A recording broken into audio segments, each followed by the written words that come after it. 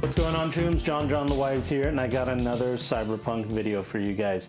Today we're going to be talking about the Cyberpunk Red Edgerunners Mission Kit. It is going to be the new way you play Cyberpunk Red, especially if you love the anime, and especially if you're a brand new player. But before we get into any of that, make sure you guys go into the Discord community. The link is in the description below. Thank you to every patron and all of my supporters that like and subscribe and do all the great things that you do and click all the buttons, because it helps so much with this channel. If you want to be able to support, the best way you can do that is to go to patreon.com/JonJonTheWise. I really appreciate all the support I get. Thank you very much. So this mission kit is really shaping up to be the best way to get into Cyberpunk Red. You want some kind of kit that you can buy that gets you straight into it. This is the new way to do it. And also there's some really cool new rules for power weapons, quick hacks, yeah, like the video game. So I'm going to break down some of the things you'll see in the mission kit. I'm not going to be spoiling anything. I'm just going to give you general information, and hopefully by the end of this video you can decide for yourself if it's something that is worth purchasing. First up, we have the handbook, and the handbook is basically everything you need to know to get into Cyberpunk. If maybe you haven't seen the anime, or you have seen the anime and you want to extrapolate on all of the various things that are going on in the world of Night City, the handbook is perfect for you. It tells you about the time of the Red, and it tells you exactly how things shaped up and became the way they are. So it's really jam-packed with even slang and all the great things that you can show your players so they can get fully immersed into this game. And also the handbook gives you extensive information on the Edgerunners from the anime, their characters, what kind of cool things they were doing, because you may or may not see some of them in the jacket campaign. Also within the kit, you'll find a bunch of battle maps that you can use for your campaign. You're going to be using them, and as you go through the jacket campaign, it tells you exactly what map to use correlating to the one that you have. If you prefer to play with miniatures on a tabletop and you want to make the terrain yourself, it's also a really great way to map out what you need and what kind of terrain you need for your encounter. Now let's get to the juicy part of the mission kit. It is the rulebook. Now this rulebook isn't a copy of the Cyberpunk Red core rulebook, but it is a condensed version of the rules, and it has some brand new rules for Cyberpunk Red. So just to name some of the new rules that you'll get into this rulebook, once again, I don't want to spoil anything, but I will give you guys an idea. One thing that we see in there is something called power weapons. Now these are cool weapons where you can ricochet bullets off of walls and stuff like that, and you can do some other extra cool things with it that I won't spoil. You also have quick hacks. If you guys have played the Cyberpunk 2077 video game, you know the Netrunner is a god. You basically look at things, you fry people, you make grenades go off. Well, we kind of have rules exactly like that or similar to that in the Edgerunner mission kit. And that means your Netrunner can be doing really cool things on the battlefield that don't have to tether them just to net architectures.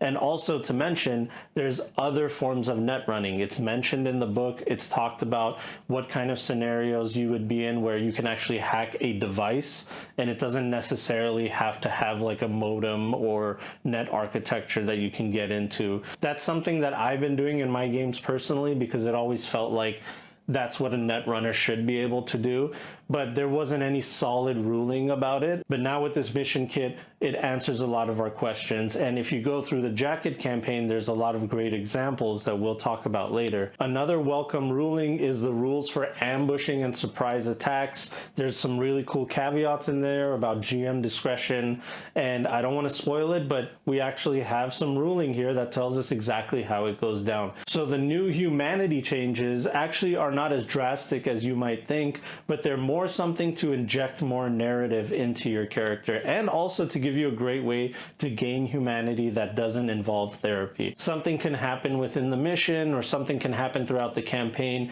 to give you a chance to gain humanity. And in the same sense, something terrible can happen throughout the campaign and you'll lose humanity. There's also some new items that you would see in the anime exported into Cyberpunk Red, and we have all their stats and all the information, stuff like mono dimensional wire and some of the stuff that you saw in the anime. Now, there's also a big chunk of the book that tells you how Cyberpunk Red and Cyberpunk 2077 have combined into this book. The basic explanation tells you all the things that you will have within the Edgerunner mission kit world that other NPCs and your players will have. For example, the neural port, everybody's got one basically. You can declare that your character has it. You don't lose any humanity or anything like that. Also, it's a time of abundance. There isn't the scarcity of red anymore. All the items that you need, you can find them in places. And that's also translated into the things that certain character roles like Netrunner, Lawman, etc., what they can source. It used to be where fixers can source 500 eddy items and above, and everybody else basically can get things from that under that. And if they needed anything 500 or more, they had to get a fixer to be involved with that. Well, everybody's been bumped up basically a few categories here and there, and the fixer can now source more expensive things. Now, besides the rule book, there's also a section of character sheets of pre-made characters, and these new character sheets are awesome because on one side of the character sheet is basically like a mini game master screen that you can give to your players that gives them an idea of how to play the game. They have a chance to maybe look at this paper and learn how to play the game if they're not exactly sure what to do. It tells you how to do skill checks, it tells you basic ideas, basic brawling maneuvers, and it has it all listed there right next to your character sheet. Now, putting all of this together is great, but I think one of the best parts of this mission kit is the jacket, the adventure that you get to run. Now, caveat, I have not run it yet. I will be running it soon, but just reading through it, I can tell what kind of shenanigans my players are going to be getting into. And there's some really cool new rules about downtime and great examples on how you can run skill checks within your own game. It's always great to see how the developers of the game would run games themselves, and that's exactly what the jacket can give you. It gives you insight on how the developers of the game would be running the game at their own table. Brand new game masters will get an opportunity to learn how to play the game as they're going through it. It puts the game master in easy situations so they can digest things easier. For example, one of the first encounters within the jacket is a combat encounter, and it's actually it's like a layup for the players. They should be able to handle these bad guys no problem. It's really just an opportunity to teach the game master how to run combat and teach the players how to play combat. In the guide, it tells you, hey, so this might be your first time running combat. This is what you should do. Roll initiative, A, and then B, do this, C, do that. Basically, it gives a breakdown on exactly what you should do if you're going to be running the game for the first time, which I think is a really cool thing because we see a lot of kits that are designed to help players get into the games, but we don't really see a lot of kits guiding game masters. That's always like a separate thing that a game master has to get into, but this adventure was written for a game master, and it also helps guide the game master within it. So the adventure is broken down into these scenes that they call beats, and these are basically scenes in a movie, scenes within the campaign that are these chunks that you can move around, and they're modular. Sometimes they're modular, sometimes they're linear. It's much easier to manage these beats because you can study for each beat as you come through it, and maybe you just study 2 at a time. That way your players, in case they go really quickly through one, you're already ready for the next one. Also, I'd like to mention, looking through the jacket, this isn't a 1-shot or a 2-shot or a 3-shot. This is a full-blown campaign. It's going to be multiple sessions. You're going to be going down tangents.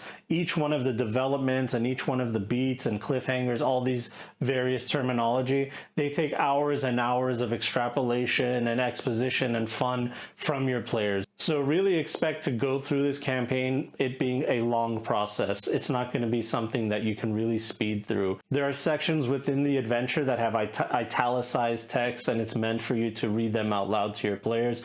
This is once again another really cool tool for game masters that are brand new, that don't know how to write exposition, and maybe are not as flowery in their wording as other authors, but they still want to be able to give their players that immersion, and the adventure does that for you. You just read it out loud, tell your players exactly what's going on. And then there's sections called behind the scenes, and these are like secret information that only the game master should know.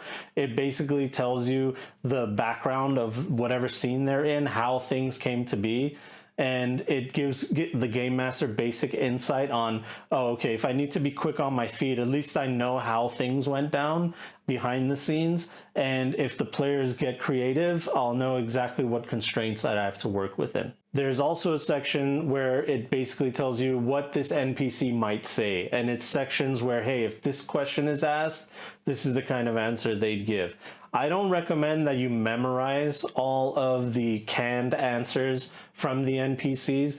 I recommend that you just read through them and you get a general idea of how that NPC would talk. I like to see those questions and answers as opportunities for players to learn exactly the insight within the NPCs to figure out what they would say in certain situations. Now, a new downtime optional rule is one of the coolest things that I've seen in any of the R. Talsorian releases for Cyberpunk Red. Now, this is optional rules for day-to-day activities instead of the hustle chart that we have in the Cyberpunk Red core rulebook. In the hustle chart, you basically spend weeks on end either recovering or doing something within a week to make some money. But the downtime optional rules basically tell you that within the next few days, you can do certain activities such as healing or buying new armor, repairing a weapon, recruiting, which basically means if one of the characters died within the campaign, this is a great time to bring in a new character. Or if you want to change your character, you can say, all right, this is when I'll just wait to our next downtime, and I think I'm going to change my character, and you guys can basically recruit them. Now, that kind of downtime optional ruling is something that I'm definitely going to be taking into my normal games. I love the idea where my players can be doing activities day to day. Within the campaign, there's also plenty of spots where they note that this is a great time to bring somebody in from a player's backstory. They'll say, you know, this character here can be somebody from someone's backstory. If there isn't anyone appropriate, then the character's name is Todd, and these are his motivations. Bringing in somebody from someone's backstory really leads to like unique kinds of tangents within the campaign, and it means that no matter how many times you play this campaign, they're never going to be the same. Now, other than that, the last few pages of the jacket are just a bunch of stat blocks for all the baddies that you're going to need or the goodies that you're going to need within the campaign. I personally prefer my 3-goon method, and these stat blocks are great ways to tell me exactly who I should give which classification of goon to. So that's basically it, chooms. This is the entire Cyberpunk Edgerunners mission kit. I think this is one of those exciting releases from R. Talsorian games that's going to be revitalizing the scene, and it's a really great time to get your friends into Cyberpunk Red because it has everything you need to be able to play your game. Well, thank you all for your support. I really appreciate it. We'll see you guys on the next one.